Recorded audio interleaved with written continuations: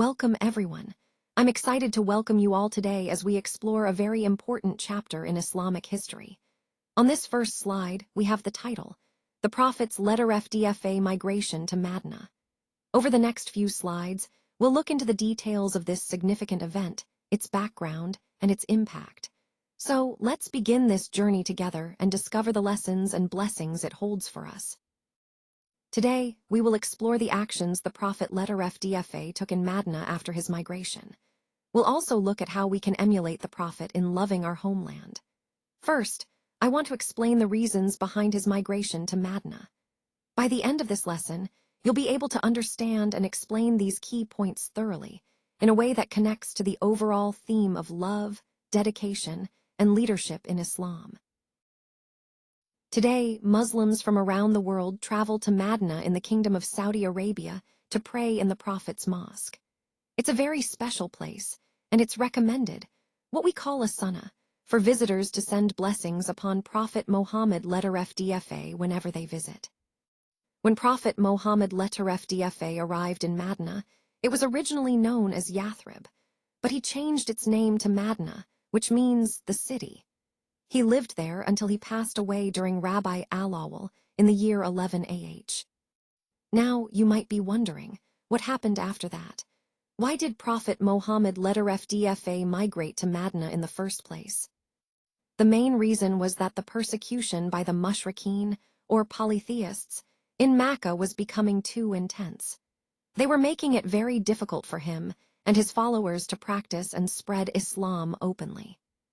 So Prophet Muhammad decided to migrate to Madinah, where he found a more welcoming environment and a community ready to support Islam.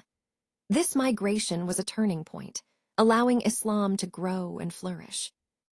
And that's why the migration is so significant. It marks a new chapter in the history of Islam, one of perseverance and hope despite challenges.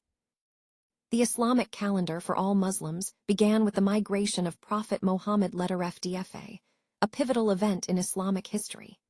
This calendar is still in use today, guiding religious observances and daily life for Muslims around the world. In the current year, more than 1,440 years have passed since that significant migration, highlighting the long-standing tradition and continuity of our faith. So, when exactly did this calendar start? It began with the Hijrah, the Prophet's migration from Mecca to Medina. That's also why it's called the Hijri calendar, because it marks this crucial event.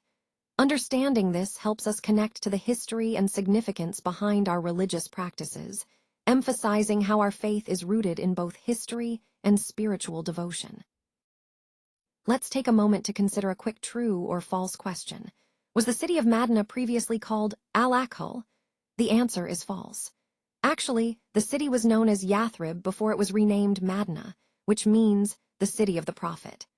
This change in name is significant because it reflects the city's importance in Islamic history, especially after the Prophet Muhammad's migration. So, understanding this historical name shift helps us better grasp the development of the city and its role in the broader context of Islamic civilization. Let's take a moment to consider this statement.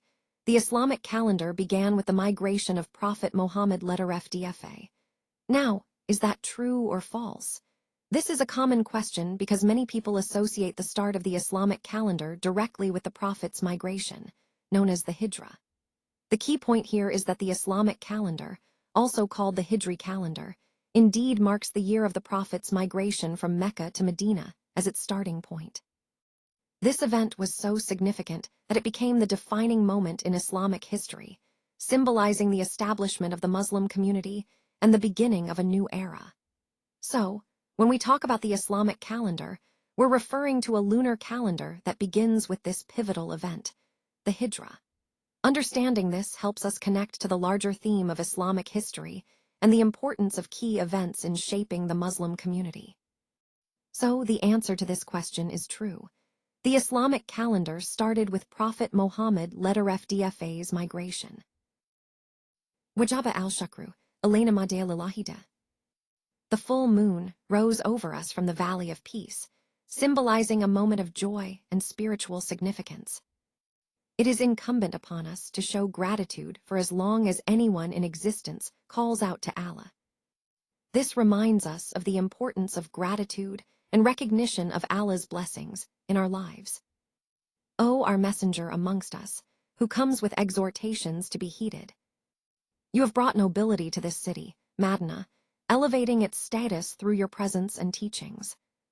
Welcome, you who call us to a good way. This reflects the deep respect and love the believers have for the Prophet FDFA. Now, turning to the arrival of Prophet Muhammad FDFA in Yathrib.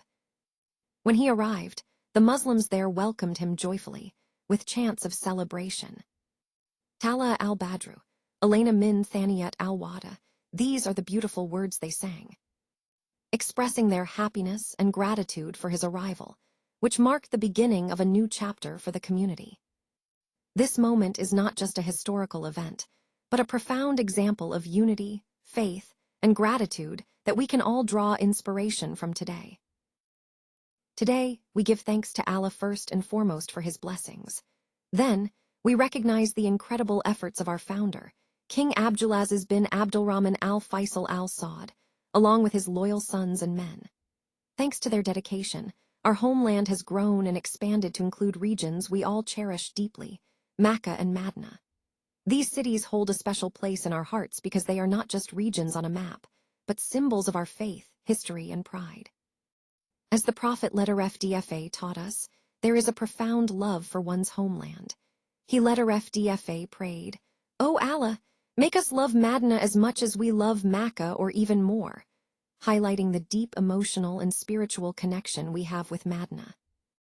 This brings us to the significance of the Prophet's FDFA arrival in Madinah. It was a pivotal moment not just for him, but for the entire Muslim community, marking the beginning of a new chapter. It's important to understand that his FDFA arrival was not only a physical movement, but also a spiritual and communal milestone that helped shape the identity of the city and the nation. Connecting this to our overall theme, it reminds us how love for our homeland and reverence for its history are fundamental parts of our identity.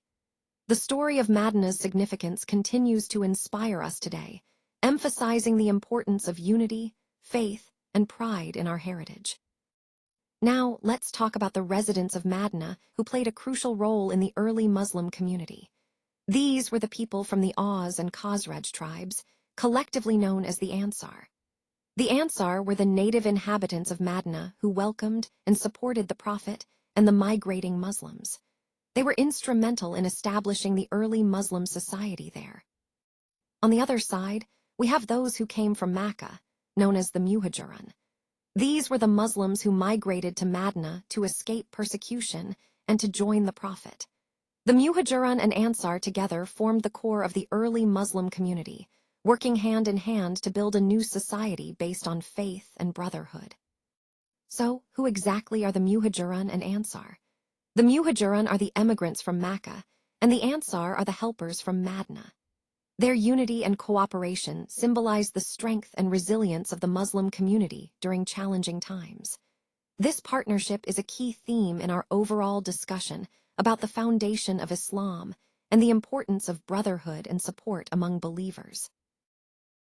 Let's take a moment to explore some of the most significant landmarks in Madinah. First, we have the Prophet's Mosque, which is not only a beautiful architectural marvel, but also a spiritual center for Muslims worldwide. It's where the Prophet Muhammad FDFA is buried and serves as a symbol of faith and community. Next, we have Mount Uhud, a site of great historical importance.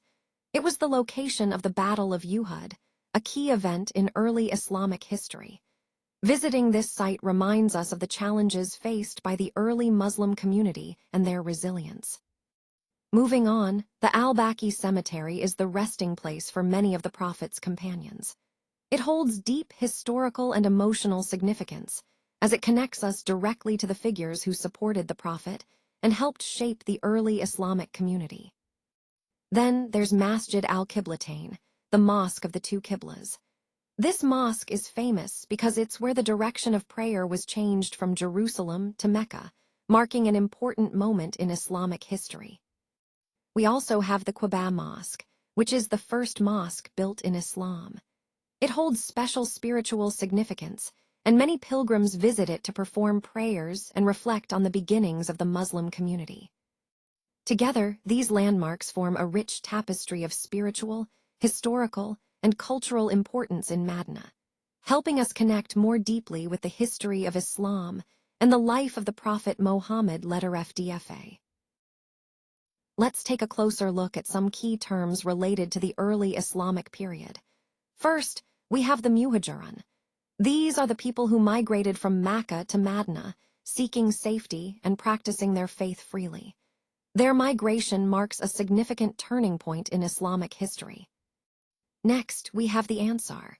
They are the residents of Madinah, specifically from the Aus and Khazraj tribes.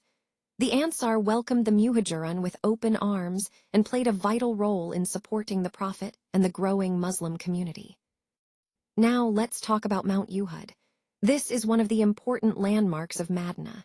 It's not just a mountain, but also the site of a famous battle, the Battle of Uhud, which teaches us valuable lessons about perseverance and faith. Finally, Yathrib is the historical name of Madinah. You might hear it called by this name in early Islamic history, but today we know it as Madinah, the city of the Prophet. To connect everything, think of Yathrib as the city that became Madinah, the place where both the Muhajirun and Ansar came together. Mount Uhud stands as a reminder of the challenges faced and the resilience of the Muslim community. All these elements highlight the significance of Madinah as a pivotal location in Islamic history. When the Prophet Muhammad FDFA arrived in Madinah, he began laying the foundation for a strong and united community. One of his first steps was building the Prophet's Mosque, which was not just a place of worship, but also a social and political center. This helped create a sense of unity and shared identity among the people.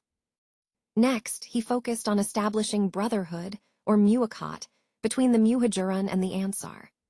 This bond of brotherhood was crucial because it promoted mutual support, cooperation, and compassion, ensuring that no one was left to face challenges alone. Finally, the Prophet FDFA emphasized the importance of commanding obedience to the leader. This was essential for maintaining order, implementing laws, and guiding the community according to Islamic principles. All these actions, building the mosque, fostering brotherhood, and establishing obedience, were key steps in writing the Constitution of Madinah. They created a cohesive and resilient society that could thrive under the guidance of Islamic values. This approach highlights how leadership, community, and structure are interconnected in building a strong state. The first act that Prophet Muhammad FDFA undertook after arriving in Madinah was to build the Prophet's Mosque. This was a significant step, as it wasn't just a place of prayer, but also a center for community and learning. Interestingly, he personally helped in building it, demonstrating his humility and dedication. His companions also played a crucial role in this effort, working alongside him to establish this sacred space. This mosque quickly became the second most sacred site in Islam, after the sacred mosque in Mecca. It symbolizes the importance of community, worship, and unity in our faith, and it laid the foundation for the growth of the Muslim community in Madinah. Let's take a look at the historical expansion of the Prophet's Mosque through the ages. Initially, during the time of Prophet Muhammad, the mosque covered an area of about 2,475 square meters. This was the humble beginning of what would become one of the holiest sites in Islam. As the Islamic Empire grew, and different caliphs and rulers took charge, the mosque expanded significantly. During the era of the Abbasid Caliph al-Mahdi, the area increased to approximately 8,890 square meters, reflecting the early efforts to accommodate more pilgrims and worshippers. Moving forward, under King Abdulaziz al-Saud, the mosque's area grew to about 16,327 square meters. This was a significant step in modernizing and expanding the mosque to serve the increasing number of visitors. During King Fahd bin Abdulaziz al-Saud's reign, the expansion reached around 98,327 square meters, a major development that significantly enhanced the capacity and facilities of the mosque. Most recently, under King Salman bin Abdulaziz, the area has expanded dramatically to about 200,000 square meters. This latest expansion underscores the ongoing commitment to providing a welcoming and accommodating space for millions of pilgrims and worshippers. Throughout history, we see a continuous effort to expand and improve the Prophet's mosque, reflecting its importance not only religiously, but also as a symbol of growth and development in the Islamic world. This progression highlights how the mosque has evolved from a modest structure into the magnificent site we see today, capable of hosting millions of visitors each year. Now, let's consider the context of the inhabitants of Madinah at that time. The slide mentions idol worshippers, which refers to the Arabs who practiced polytheism and worshipped various idols. But it's important to highlight that within Madinah itself, there were different communities. The Jews, for instance, were among the prominent groups living there. They had their own religious practices and traditions, which were quite different from the idol worshippers. Then, of course, came the Muslims, who followed the teachings of Islam. Understanding who these groups were helps us grasp the social and religious landscape of Madinah during that period. This diversity played a significant role in shaping the early history of Islam and the challenges faced by the Prophet and his followers. Recognizing these different groups also underscores the importance of dialogue, understanding, and coexistence, concepts that remain relevant today as we reflect on the broader themes of faith and community. Now, let's look at the key points from the Constitution of Madinah. It recognized the religious and financial freedom of non-Muslims living in Madinah, but with an important condition. They had to maintain good citizenship and not betray or harm the Muslim community. This was a way to ensure harmony and mutual respect among all the residents. The Constitution also laid out the principles of the state, making it clear that everyone, whether Muslim or Jewish, had their rights and responsibilities. It was a foundational document that defined how different groups could coexist peacefully and cooperatively. Prophet Muhammad FDFA took these steps to establish peace and security in Madinah, setting the groundwork for a just and stable society. One of his key actions was drafting this document, which regulated relationships among the inhabitants and those settling there. It's a remarkable example of how leadership can foster unity and coexistence through clear agreements and shared principles.